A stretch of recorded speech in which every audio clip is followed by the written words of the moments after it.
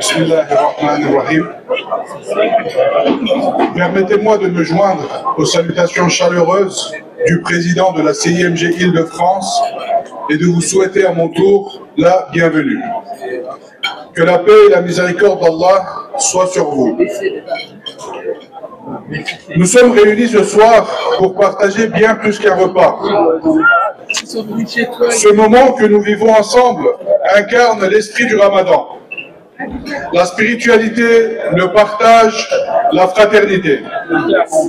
C'est un temps de retour à l'essentiel, où nous nous recentrons sur nos valeurs, où nous nous rappelons de l'importance de la foi, mais aussi de la solidarité et de l'unité. Mais au-delà de l'acte spirituel du jeûne, il y a un message universel, celui de la résilience et de la fraternité. En nous privant volontairement, nous nous souvenons que d'autres n'ont pas ce choix, que la faim, la souffrance et l'injustice frappent encore trop d'êtres humains dans le monde. Et comment ne pas penser à ceux qui vivent aujourd'hui sous les bombes et la terreur?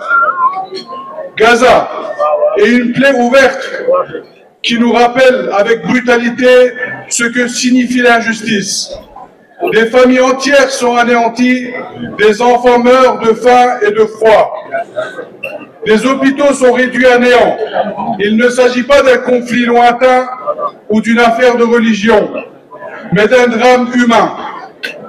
Soutenir Gaza, ce n'est pas défendre un camp contre un autre. Ce n'est pas une question de confession. C'est un impératif moral, c'est un devoir d'humanité.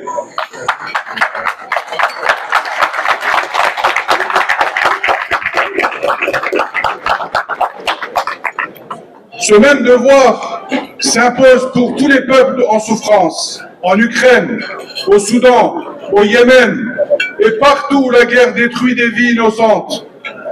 Nous devrons nous rappeler que la justice et la paix ne sont pas des revendications partisanes, mais des valeurs universelles qui nous concernent tous.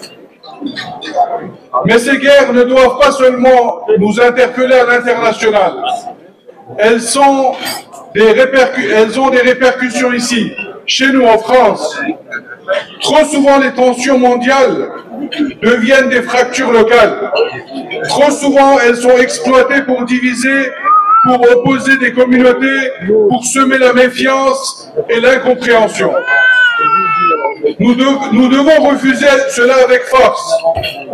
Nous devons refuser ces tragédies, soit utilisées pour affaiblir notre cohésion nationale.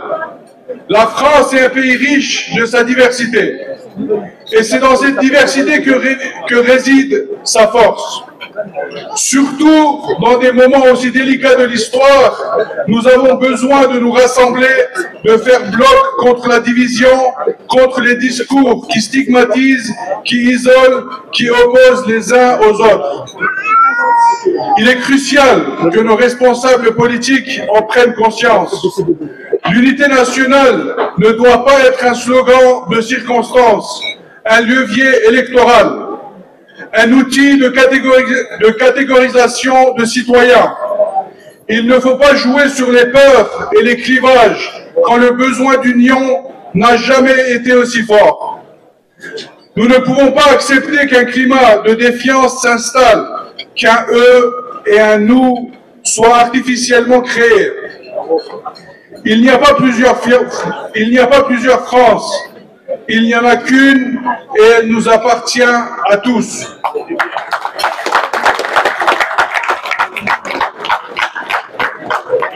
Mais cette responsabilité ne repose pas uniquement sur les dirigeants, elle repose aussi sur nous.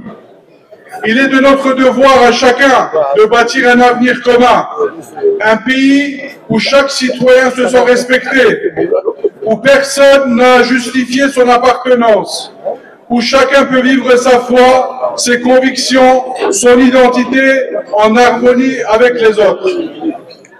Allah Azza wa Jal nous rappelle dans le Coran, en vérité Allah ne modifie point l'état d'un peuple tant que les individus qui le composent ne modifient pas ce qui est en eux-mêmes.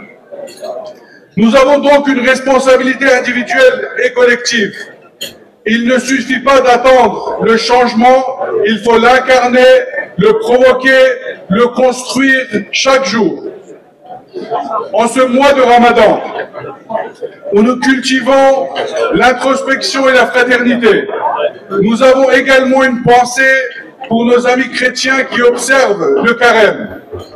Comme nous, ils traversent une période de jeûne et de réflexion. Nous leur souhaitons un bon carême et espérons que cette période leur soit bénéfique, car au-delà des différences, nous partageons une inspiration commune. Celle de nous élever, de nous améliorer, de contribuer au bien. Nous devons tous, à notre échelle, travailler à un monde plus juste, une France plus unie. Chacun de nous a un rôle à jouer, par nos paroles, par nos gestes, par nos engagements quotidiens. L'espérance n'est pas une utopie, c'est une responsabilité. Je terminerai avec ces mots de Mevlana Jalaluddin Rumi, qui désormais, plus que jamais d'aujourd'hui, qui résonne plus que jamais d'aujourd'hui. Après le désespoir, il y a tant d'espoir. Après l'obscurité, il y a tant de soleil. Que ce mois de Ramadan soit un mois renouveau et d'espérance, qu'Allah Azzawajal nous accorde sa miséricorde, nous guide sur le droit chemin et nous permette d'être des serviteurs utiles à notre communauté et à l'humanité. Je vous remercie de votre présence et vous salue avec respect et affection. Assalamu alaikum wa rahmatullahi.